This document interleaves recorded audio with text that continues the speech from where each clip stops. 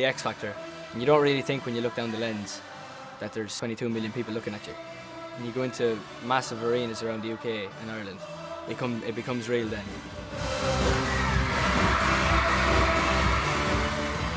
What we were aiming for when we were on the X Factor was there in front of us.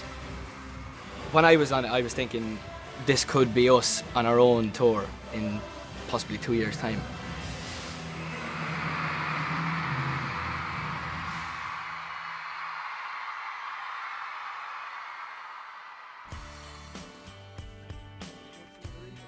It's all a little bit surreal when you're finally making your album, because it's what you wanted to do, and then you're finally doing it.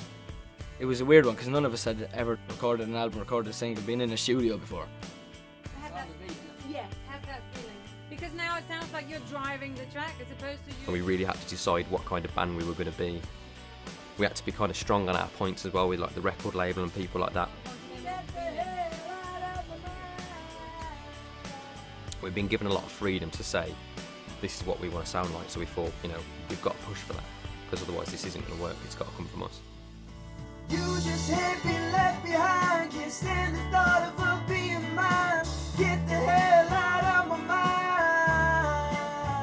I remember the release date kept going backwards and backwards and backwards in the diary, and I was just thinking, this can't happen. It's not good. We need to get something out now for them to have. We're pretty proud of the album that we have, and hopefully it goes on to do big things. Yeah. I'd love to come back and say that we had not necessarily number one, but a hit in a foreign country. Yeah, that'd be amazing. Really good. If you think about it, what is the worst thing that's happened this year? What would you say was the hardest part? Steps got back together.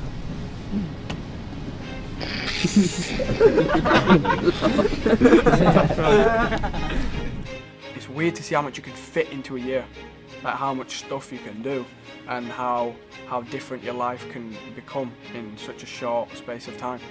At the moment, Dave, we are feeling like top of the world. This whole year couldn't have gone any better. I wake up so many mornings feeling so lucky and so grateful to be where we are.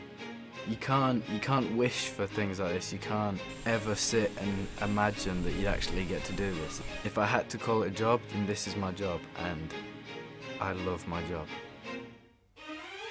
I'm more proud of myself that I've been able to do something like this and kind of stick to it. And just kind of be here and be able to list all these achievements, because there's not a lot of people that will get to do that, and I consider myself very lucky to be where I am.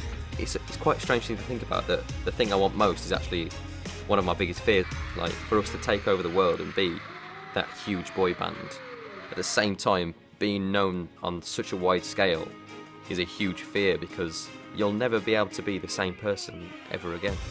I travel around going through different experiences every single day with 4 of my best friends who I didn't know 2 years ago and now are as close as brothers.